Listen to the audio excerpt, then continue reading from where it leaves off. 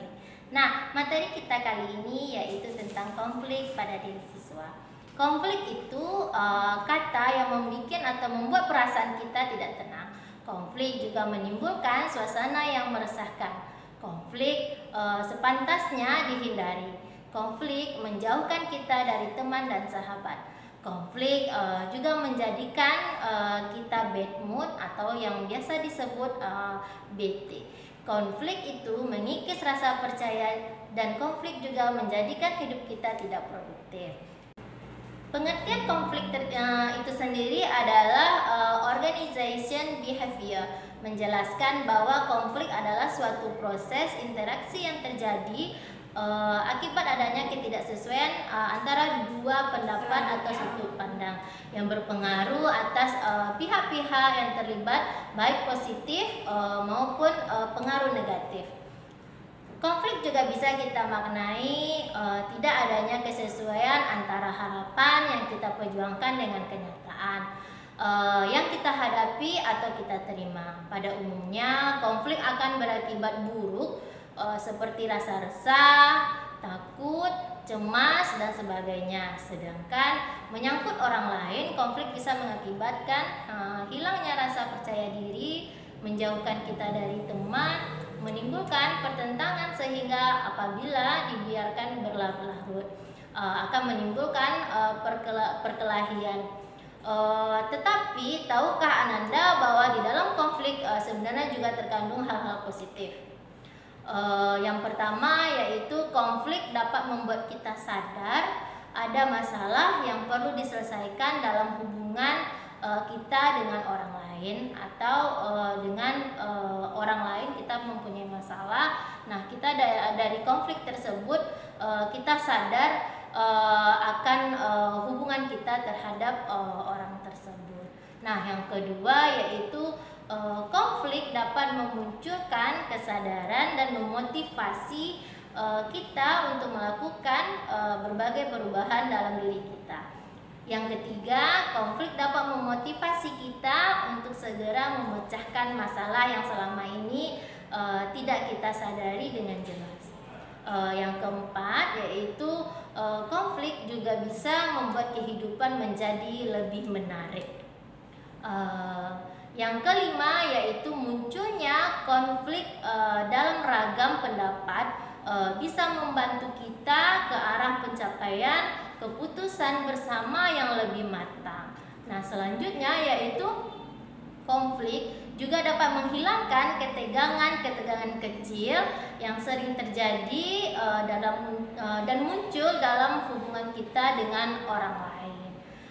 Selanjutnya yaitu konflik juga dapat membuat diri kita sadar tentang bagaimana kita yang sebenarnya.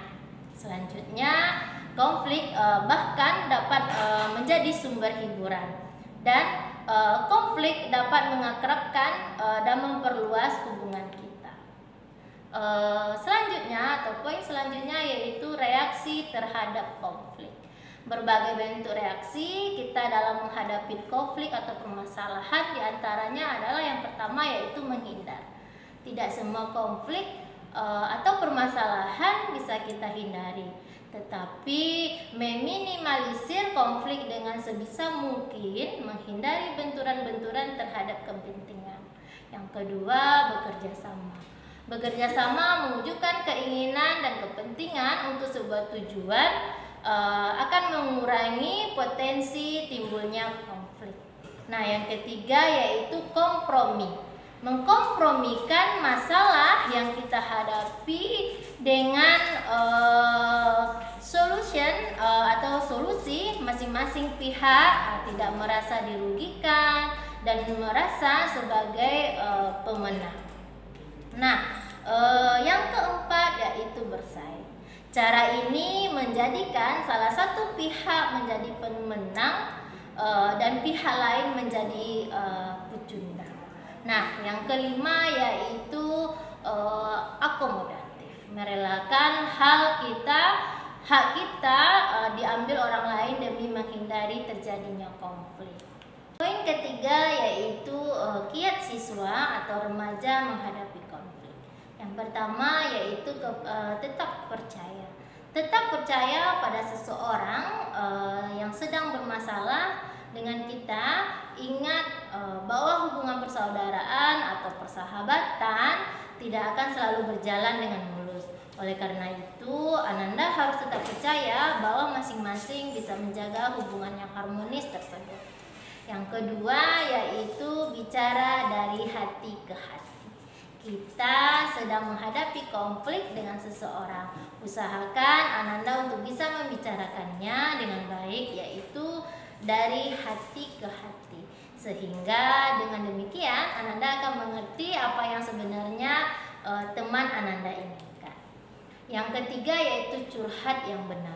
Lakukanlah curhat dengan memilih tempat curhat yang paling tepat. Apabila Ananda memilih teman curhat, hal-hal buruk yang tidak Ananda inginkan bisa terjadi. Curhatlah kepada orang yang memahami masalah Ananda, misalnya guru BK, karena di SMA hanya teacher, berarti boleh kepada teacher ya Ananda. Teman akrab yang dipercaya, ibu atau bapak di rumah. Yang keempat yaitu pilihlah suasana yang tepat.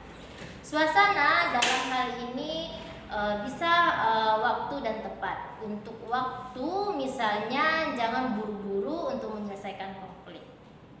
Padahal suasananya teman Ananda sedang marah besar kepada Ananda.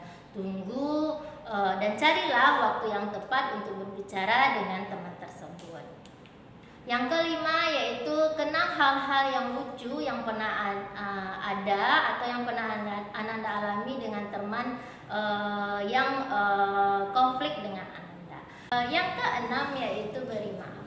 Pernahkah Ananda menemui orang yang berkata seperti ini, udahlah kamu dah aku maafkan, tapi jangan temui aku lagi, atau sebaliknya. Pokoknya aku nggak maafin dia sebelum dia meminta maaf ke aku. Wah, yang begini ini sulit deh, konflik akan cepat teratasi. Nah, yang ketujuh yaitu introspeksi. Jangan langsung menyalahkan teman Ananda yang menyebabkan konflik tersebut, tetapi Ananda juga harus introspeksi. Jangan-jangan Ananda yang biang keladinya atau mungkin yang membuat masalah itu semakin menjadi-jadi.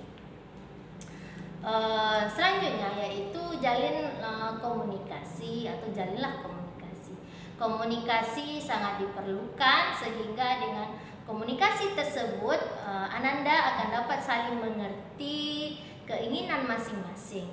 Bertengkar dengan teman adalah hal yang wajar, tetapi lebih penting kemampuan dan kemauan Ananda menyelesaikan permasalahan tersebut. Oke, salam perdamaian. Itulah materi kita hari ini. Yakin Ananda dapat memahaminya. Sampai jumpa dan ketemu untuk video selanjutnya. Assalamualaikum warahmatullahi wabarakatuh.